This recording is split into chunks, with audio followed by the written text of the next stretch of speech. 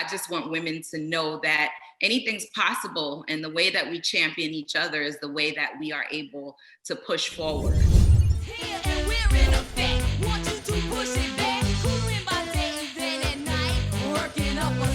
Right in time for the holidays, Salt-N-Pepa have joined a new campaign for Jane Walker by Johnnie Walker, celebrating women like tennis icon Billie Jean King, who've paved the way for others by being the first. We sat down with the legendary first ladies of hip-hop, Cheryl Salt James and Sandra Peppa Denton, who met at college in New York over 35 years ago.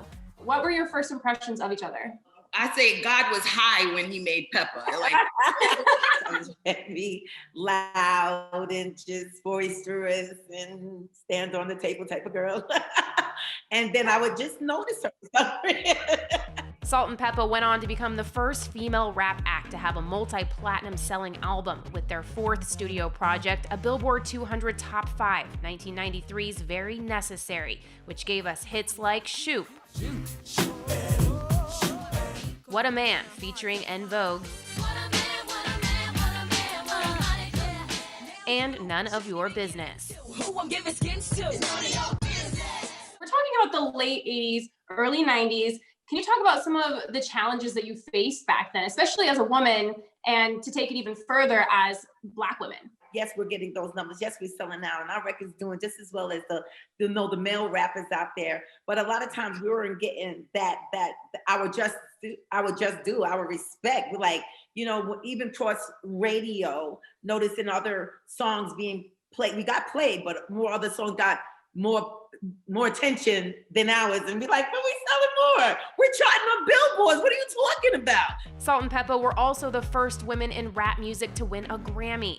In talking about the Weeknd's November tweet calling the award show corrupt and demanding more transparency from the Recording Academy, the group recalled at one point being in the center of their own Grammys controversy.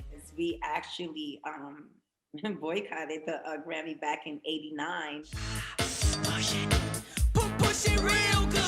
In 1989, Push It earned Salt-N-Pepa their first ever Grammy nomination for Best Rap Performance, a brand new category at the time.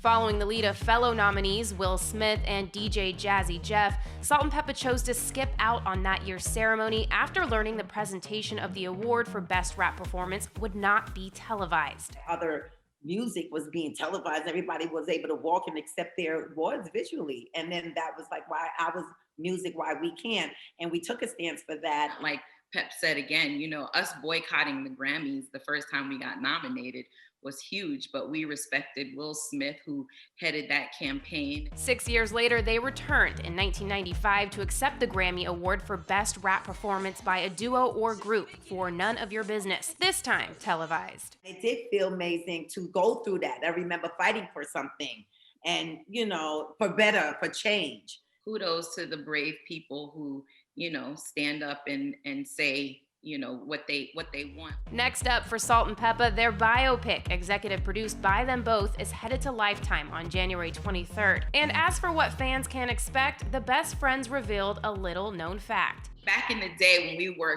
the Supernature, not Salt-N-Pepa yet, and we had the Showstopper, which was the answer to Slick Rick and Dougie Fresh's The Show, there was a Salt-N-Pepa that was going around to our gigs, doing our gigs and getting there before us.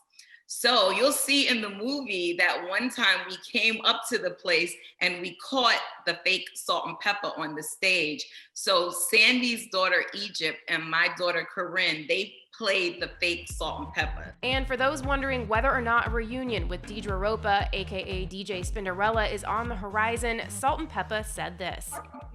Possible, like time heals all wounds. I think that would be the ultimate, but you never know. I say totally ditto. I'm open, because you never know life. I'm always open. For a full recap of our interview with Salt-N-Pepa, head to Billboard.com. For Billboard News, I'm Jordan Rolling.